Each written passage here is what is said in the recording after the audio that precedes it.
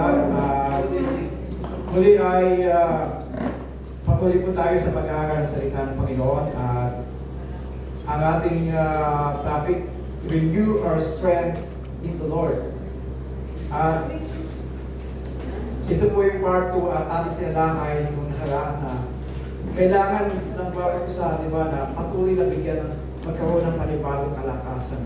Di ba? So along the way sa ating journey, when accepted, na minsan nanghihina, di ba, napapagod, pero mabuti ang Panginoon mga kapatid, siya ang patuloy na nagbibigay kalakasan sa atin. Amen.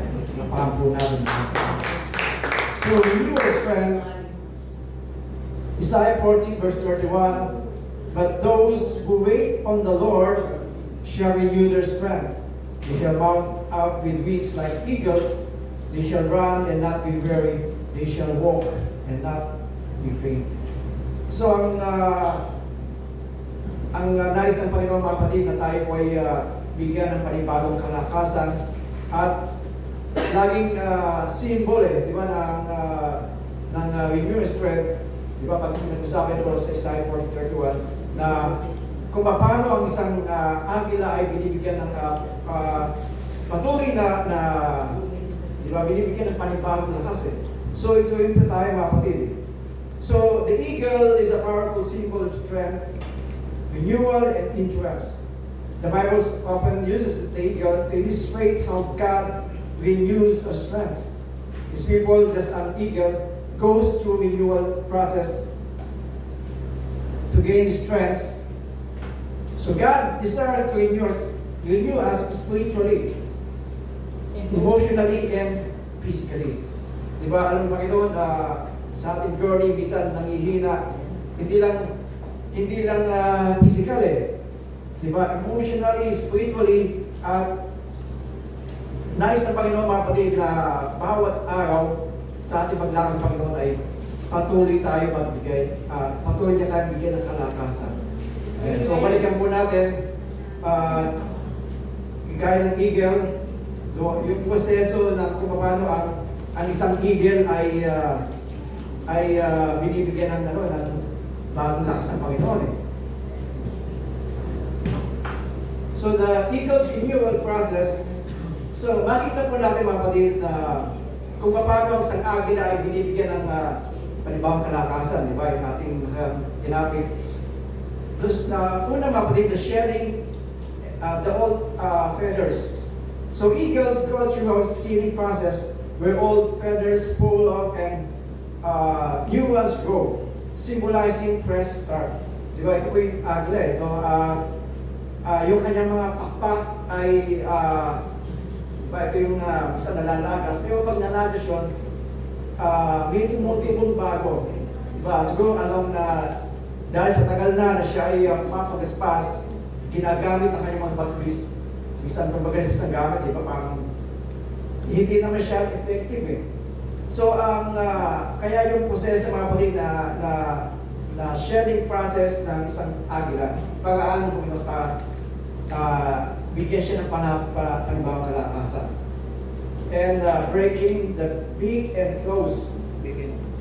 To survive, an eagle may break off its worn out, break the claws to grow stronger ones.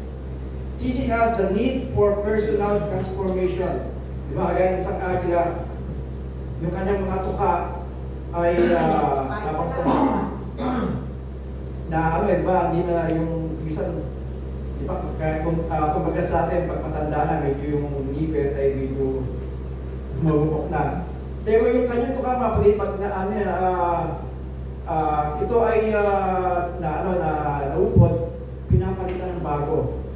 At yung kanyang mga kako ay, diba, pinapalitan din ng panibago. Kaya mas matibay na sa dati.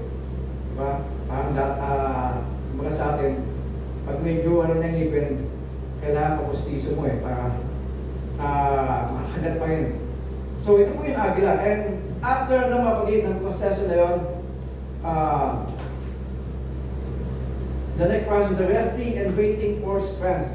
Di ba habang hinihintay niya mga kapatid ay siya nagpapalakas So eagles take time to recover during renewal.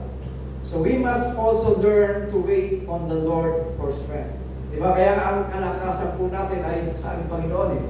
So walang, kung minsan na, diba, mayroong sa hinanahan tayo na may hinahanap tayo, pero ang kailangan po natin ng ating Panginoon eh.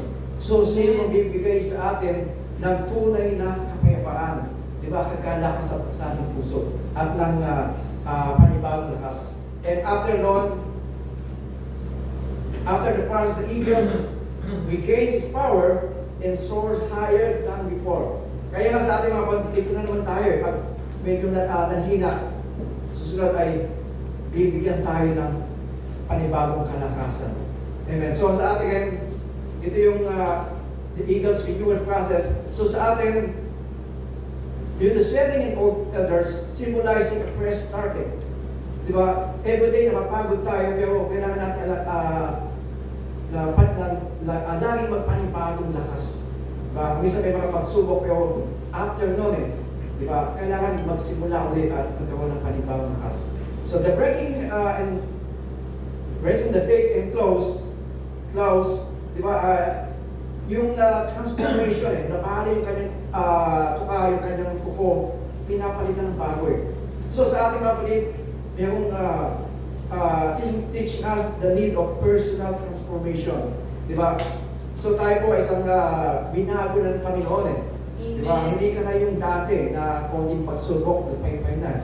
Pero ngayon ay iba ka na. Amen? So, ibang character. Kaya titingnan natin yung ating sarili ngayon. Hindi ka na yung kagaya ng isang kuting sa salamin kundi kaya ka na ng isang leon. Amen? And we need resting and waiting for strength. Kaya sa atin, kailangan po natin ng rest in the Lord. Diba? Imagine 6 days, parang sa atin ay pagod na, maghapon, buong linggo. Ito yung time na tayo po ay magkakaroon ng rest in the Lord. Amen? Amen. Sa maghapon ito, alam mo, iba sa atin ay pagod na, pero bakit tayo narito? Diba? Kalooban ng Panginoon na tayo po ay bigyan ng kalakasan ng Panginoon. And after that, diba, makahalugin tayo ng strength Yes. And then sa ating journey, sa ating paghibaka, may bago na namang lakas. Amen.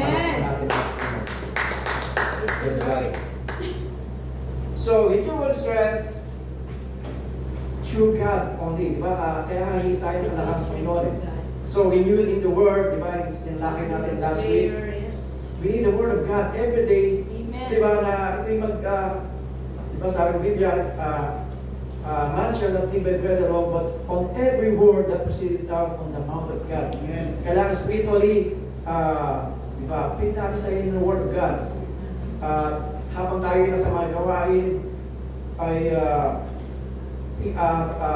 ano yung rema sa atin, ano yung mga tinutusan ng Panginoon. And renewed in prayer. Diba? Kamusta na po yung ating prayer life? So, ito yung dahilan. Minsan, wala nang dahil pagod na, hindi makapagbasa ng Biblia, wala nang prayer life in worship.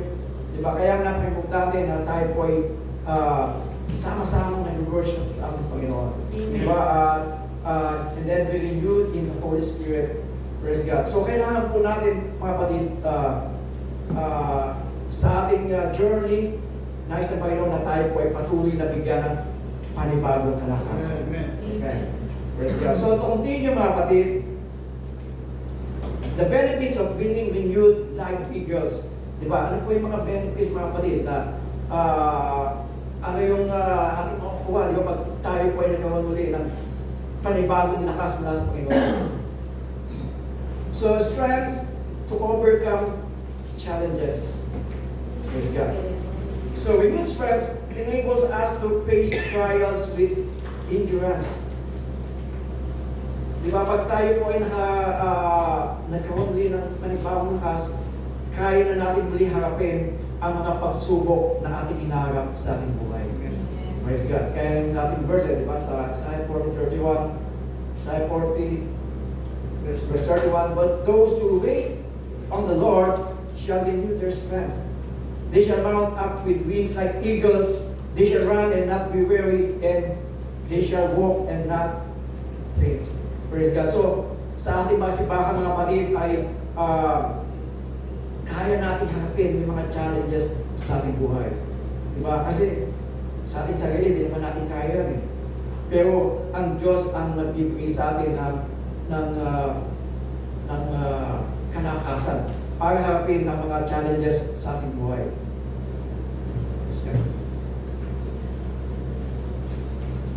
So number 2, benefits of being renewed like eagle, kaya po ng isang agila, di ba, na after mapatid, magkakaroon tayo ng new vision and clarity.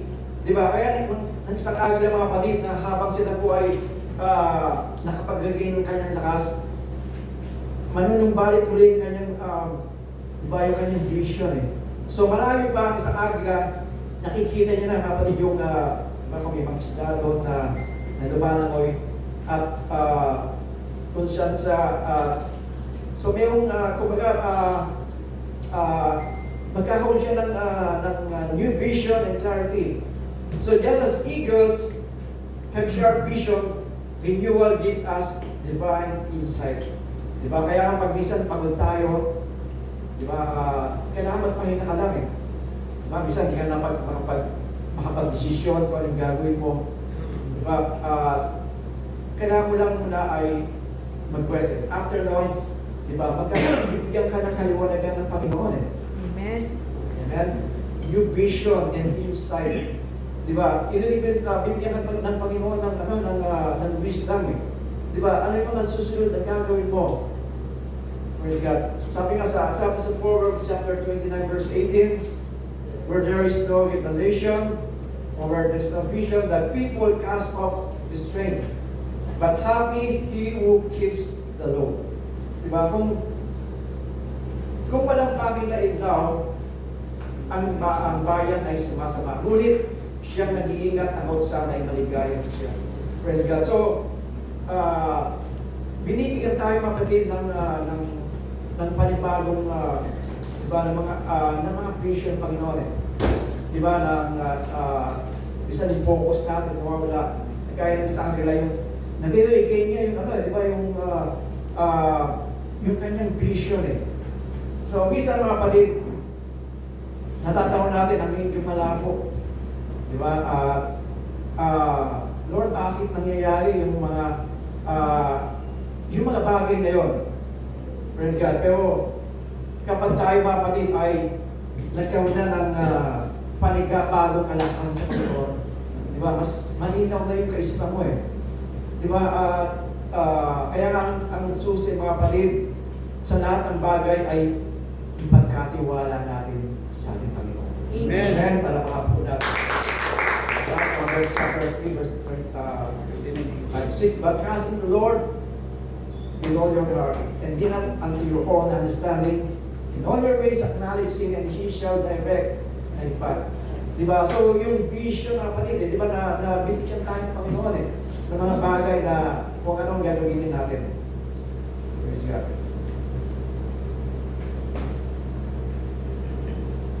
So number 3 mga kapatid, the benefits of being renewed like eagle, the ability to soar above limitation. Diba, after ng eagle mga kapatid ay nakapag-rest, nagkaroon na ng ritual process sa kanyang mga kapatid, even ang pagkaspas niya, iba eh. Diba, at ang kanyang lipat, ang kanyang vision, iba na.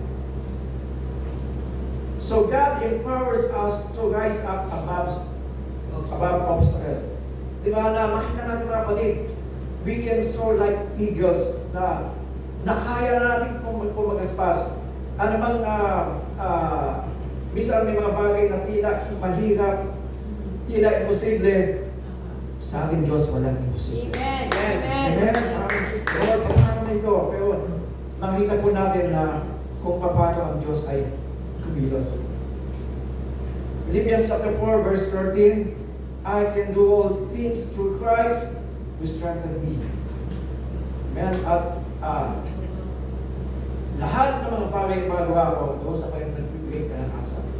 Amen. As in, do all things Hindi naman mga kapatid, ibig sabihin na kagaya ka ni Superman, kaya mo ng lahat. Gawin lahat eh. Amen. Praise God. Diba, pinagawa natin, I can do what the Bible says I can. Diba, kung ano yung pinangako ng Panginoon, at pwede natin angkinin na kaya natin gawin dahil kasama natin ang Panginoon. Amen. So kung babasahin po natin sa context, Philippians 4:11, sabi doon, now that I speak in regard to it, for I have learned in whatever state I am to be content. I know how to be abased, and I know how to abound everywhere, and in all things I have learned both to be full and to be hungry, both to abound and to suffer needs. Diba? Kaya sinabi ni Apostle Paul na kaya niyang gawin ang lahat, mga kapatid. Dahil makikita po natin, mga kapatid, sa lahat ng dinaanan niya, mga kapatid, amen, ay kasama niya ang Panginoon eh. Diba? Dinanas niya kung na magpaanong ng grabing kahirapan, dumanas ng siya ay nagutom, pero mga kapatid ay ito yung isang bagay na natutunan niya na magpakumbaba. Diba? Kaya sabi, I know how to be abased, and I know how to abound. Kaya nga sa ating buhay, mga kapatid, diba, minsan pinapagalas na sa ating Panginoon yung mga bagay sa ating buhay. Diba, makita natin kung yung mga bagay na pinagdaanan mo, lalampasan mo, ano pa yung mga hindi mo kayang lampasan. Amen? Amen. So, dumating sa akin yung mga bagay na yan eh. Sabi niya, dumaan ako ng kahirapan, baging sa kahirapan, di ba sa kasaganaan, di ba, kumbaga, siya po ay sinari ng Panginoon eh. Praise God. Kaya yung sa ating mga past, ito yung mga past testimony ng ating buhay. Amen. Amen? Yung naranasan mo. Kaya kung alalahanin mo eh. Diba na, diba, yung church na ito ay for almost 15 years na ay pa mag-celebrate ng 15th anniversary. So mula umpisa, mga kapatid, kung titignan natin, ay kung paano ang Diyos kumilos. Amen? Talagang dumanas din ng www.com eh. Yung time na walang mala talaga eh. Amen? The time na dumarating yung miracle ko, wala bayad. Pero isang bagay tinuguan sa amin ng Panginoon na to live by faith. Amen. Amen? As in, minsan, isipin mo, hindi, paano namin nakayanan. Amen? Ito ay dahil sa ating Panginoon. Amen. Praise God. Kaya nga sa ating buhay, may mga bagay na minsan ay, Lord, hindi ko na kaya to. Di ba parang guguho na yung mundo mo eh. Praise God. Sa iyong sarili, hindi mo kaya, pero Sa Diyos. makakayanan mo dahil kasama mo ang Panginoon. Amen? So I can do all things through Christ who strengthens me. Praise God. Dahil binigyan na ng lakas ng Panginoon eh. Nung una, parang gusto mo nang give up eh. Diba? Pero nung ikaw ay binigyan ng lakas ng Panginoon, Lord, kaya ko to. Dahil kasama ka. Amen. Amen? Amen. Praise God. Kaya isipin mo, paano kung sumuko ka eh. Yung mga tao na nasa likuran mo eh. Mga tao na umaasa sa'yo. Pero, paano na kaya yung mga tao, mga patid na kung saan ay yung sinusundan natin, sila ay kumibak, wala tayo ngayon. Yes. Amen? Kaya ngayon, na ikaw ay minsan nangihina ka, praise God, ikaw ay bibigyan ng panibagong kalakasan ng ating. Amen. Praise Amen. God. So number 4, benefits of being renewed like the eagle, longevity and vitality. Diba? Ang longevity. So renewed life leads to continued fruitfulness and impact. Diba?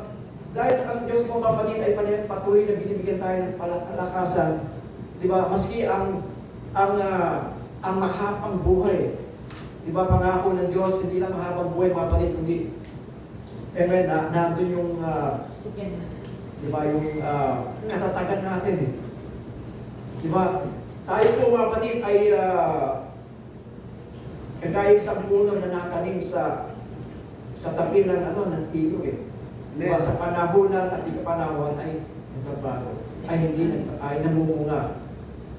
Sabi po sa Psalms 92 verse 12 to 13, the righteous shall flourish like a palm tree.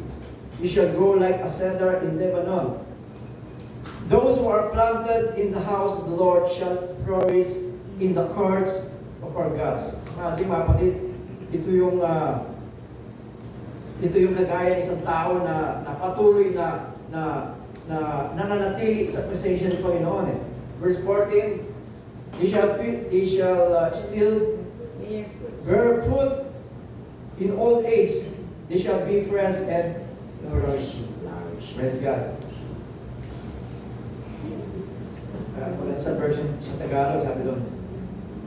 Para silang mga punong itinanim sa templo ng Panginoon na ating Diyos. Lumalago at namumunga kahit matanda na. Grabe, berde ang mga dahon at nanatiling matatag. Amen. So, hinagtulad tayo ng kaya ng puno ng cedar. Di ba? Kahit ito ay tumanda na, ito ay nananatiling sariwa. Yes, amen. Amen. Di ba? Mabilis ang panahon eh. Hindi napansin na ikaw pala ay Senior. grabe, maputi na ang buhok mo eh. Di ba? Minsan wala na pala yung buhok mo. Di ba? Medyo yung lakas mo dati, hindi mo nagagawa eh. Di ba? Pero nakita ko pag ikaw ay nanatili sa presensya ng Panginoon, even physically ay patuloy tayo pinapalakas ng Panginoon. Amen. Amen. Praise God. Pangako ng Panginoon yun. Kaya lang din po, the Lord, ang aking mga mata ay, di ba, pag tayo po ay nag-healing bread, ang aking mga katawan ay magiging patuloy na magiging sigla. Amen. Bawat parte ng aking katawan ay mananatiling normal, maging ang aking mga mata ay mananatiling malinaw. Ba, inangkin ko po mga kapatid, ngayon ay pangalinaw pa ang mata ko eh. Yes. At minsan hindi ko na feel na senior na pala ako. Kasi yung senior ID mo, kalimutan ko eh. At di ba, meron kumaga sino nakakapil na matanda na siya? Wala Minsan, siya. feel mo dala, minsan ganda. Ang pinig po mga kapatid, grabe ay, di ba na talagang ikaw po ay bibigyan ng kalakasan ng Panginoon. Amen. Amen. Praise God. So yan po mga kapatid, sa ating journey, hindi po tayo nag-iisa eh. Patuloy tayong pinapalakas ng Panginoon. Amen. Praise God. So, these are the benefits of being renewed like eagle. Tayo po ay patuloy na binibigyan ng panibagong lakas ng Panginoon kagaya ng isang agila. Strength to overcome challenges, new vision and clarity, ability to soar above limitation. Di ba, na hindi lang doon sa nais na iisip mo na kayang gawin, higit pa doon sa inaasahan mo ang kayang gawin ng ating Panginoon, na magagawa mo dahil kasama ang Panginoon. And longevity and vitality. Even mga kapatid na mahabang buhay at maging katatagan na ibibigay sa atin ng ating Panginoon. Amen. Sino gusto ma-experience ang mga bagay nito mga kapatid? Amen. Amen. So, ito po mga kapatid ay bilang isang Kristyano, naranasan natin sa ating buhay. Praise God. So, how to experience divine renewal? Di ba, nais po natin makanasan ito na bagamat minsan nangihina, walang exempted, pero tayo po ay patuloy na binibigyan ng lakas ng Panginoon. So, how to experience divine renewal? Una, wait on the Lord. Di ba? Sa ating verse They that wait upon the Lord shall renew their strength.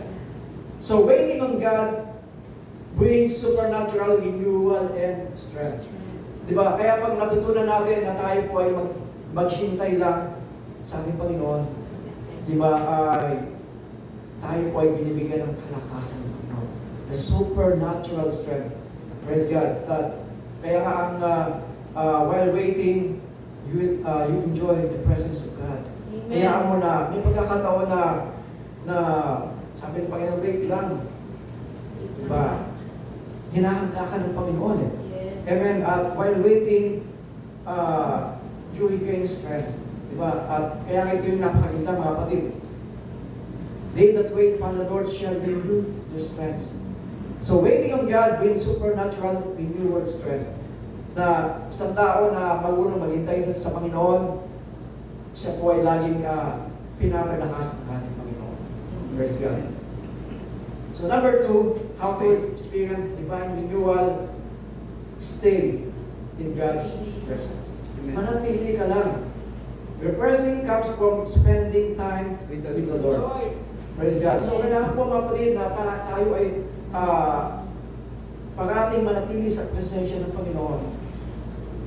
Amen? So, isang bagay mga kapatid na hindi natin kalilimutan sa ating buhay, di ba sa panahon ito na ang tao ay sobrang busy na, di ba, minsan wala ng time na magbasa ng Bible, spend time with the Lord, minsan sa ating busy pa.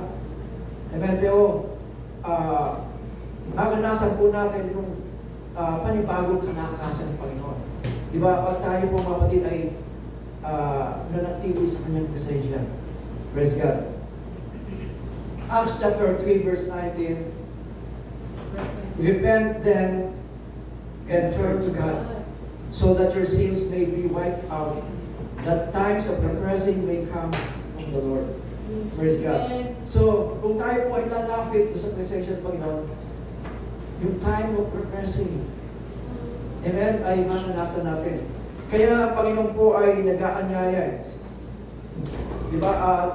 Nag-aanyaya sa lahat ng tao. Amen. Di ba na lumapit kayong lahat na nabibigitan at kayo bibigyan ko ng kapahingahan. Amen. Amen. At minsan may mga bagay na hindi na natin alam kung anong gagawin.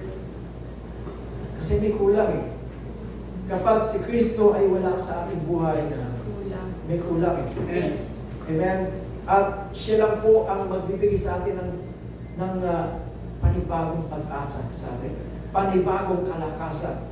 Praise God. Kaya kung isipin lang po natin, kaya ginawa sa krus ng Kalbaryo, grabe ang pag-ibig ng Diyos na ibinigay sa atin. Amen. Yes. Amen. Na siya na ibinigay ang kanyang sarili para sa atin. Di ba, na tayo na hindi karapat-dapat, ngayon ikaw ay karapat-dapat na sa atin. Yes. Amen. Na kaya nga kung ang iyong buhay ay hindi pa naibigay sa Panginoon, ang Diyos ay kumakatok eh. Isa sa mga circumstances sa ating buhay, bakit marating yung mga problema na yan? May mga tao na, di ba, na ito yung time na tinatawag sa ng Panginoon. Kaya lang minsan medyo matigas pa ang puso eh. Diba? O subukan po natin na tayo ay lumapit sa presensya ng Panginoon. Isuko ang ating sarili.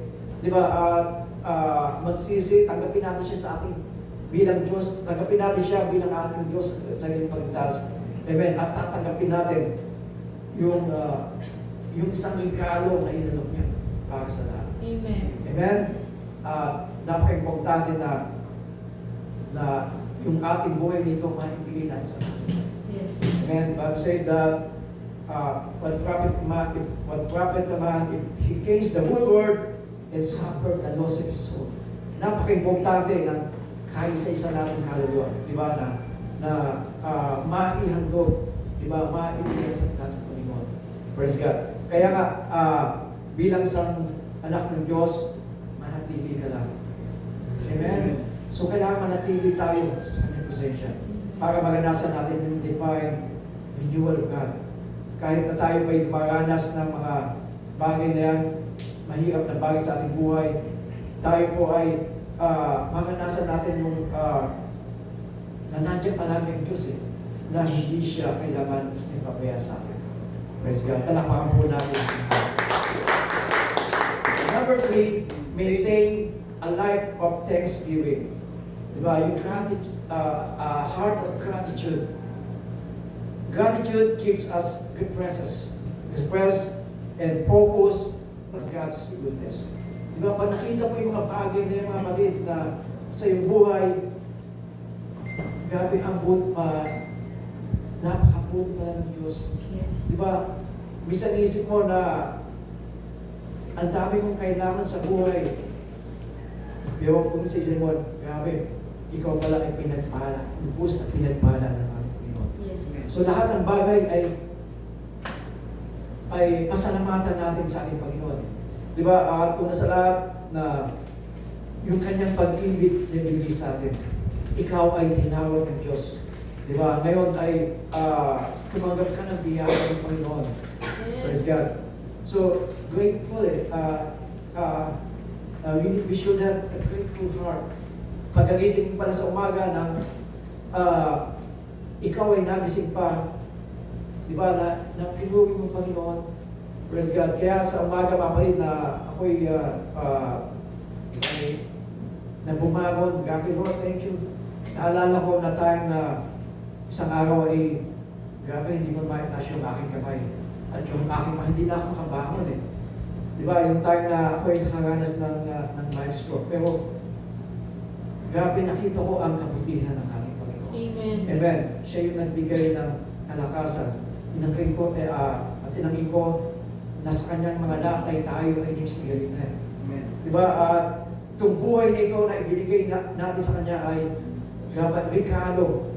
Di ba? Yes, amen. Pasalamatan po natin sa ating Panginoon. Kaya sa umaga na ikaw nagising mayroong panlakas, isang malaking biyaya na natin Panginoon. Amen. Amen. Lord.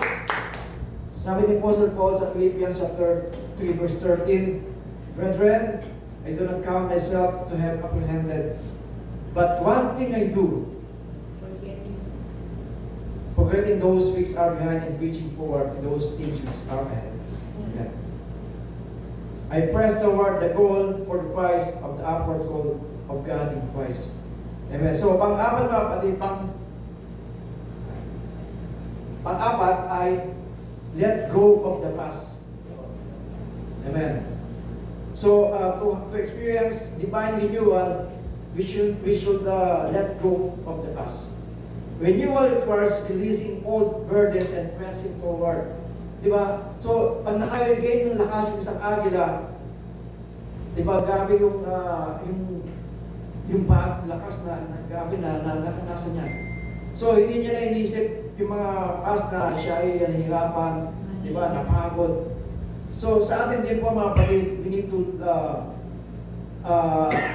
let go of the past. Huwag na natin panghinayangan pa yung mga bagay na nawala. Di ba, na nangyari na may mga bagay mga kapatid na yung past ay history na eh. Yes. Wala kang magawa doon, kundi may mga natutunan ka sa mga nangyari na kalaan. At ngayon, ito ngayon na binigay ng Panginoon, maging ating future, hindi pa natin ang Diyos na nakalam eh. Yes. Kaya, so, kaya nga kapatid na kaya nga sinabi ni Apostle I press, Philippians 3:14, I press toward the goal for the prize of the upward call of God in Christ Jesus. In 13, di ba? Sabi doon, but one thing I do, forgetting those things which are behind and reaching forward to those things which are ahead. Di ba? So ito yung isang bagay na gagawin natin eh. Di ba? Imuti mo na yung nakaraan yun. Tumuhin mo ang bagong gagawin sa iyo ng Panginoon. Amen. Amen. At ito yung magbibigay ng kalakasan sa atin. Sa new start eh, di ba? Na kumbaga doon sa mga athlete eh. May time na sila na ay mayroong quarter na talo sila eh. Pero yung next quarter, di ba? Ito yung bago na naman eh. Kung nang kalimutan mo na yung mga past failure eh. Ngayon, may bagong gagawin ang Diyos sa inyo. Yes, amen. Amen. Amen. Naniniwala ka ba, mga kapatid? Yes. Amen. Amen. May bagong gagawin ng Panginoon. Amen. Praise God. So, silipin po natin, mga kapatid. Apat. How to Kapalit. experience. 3, 4. So, how to experience divine renewal? Amen. So, we need to wait, stay, let go, and maintain. Praise God. So, nais ng Panginoon, mga kapatid, na tayo po ay patuloy na magkaroon ng panibagong kalakasan. Amen. Sa paglilingkod sa Kanya. Sa ating buhay. Praise God. So, maranasan natin to na matutunan natin to wait on the Lord. Amen. Stay in God's presence. So, manatili lang po tayo sa presensya ng Panginoon. Patuloy lang na maglingkod sa Kanya. And let go of the past. And last is maintain a life of thanksgiving. Praise God. So, yung tinuturo sa atin palaging, Panginoon, to have a grateful heart. Pasalamatan ang lahat ng Yes. bagay. Amen. Amen. Kaya napakabuti ng Panginoon, mga kapatid. Praise God. Tayo po ay patuloy na binibigyan ng panibagong kalakasan ng ating Panginoon. Praise God. Palakpakan po natin mga kapatid. Praise God. Thank you, Lord. Hallelujah. So, tayo po manalangin.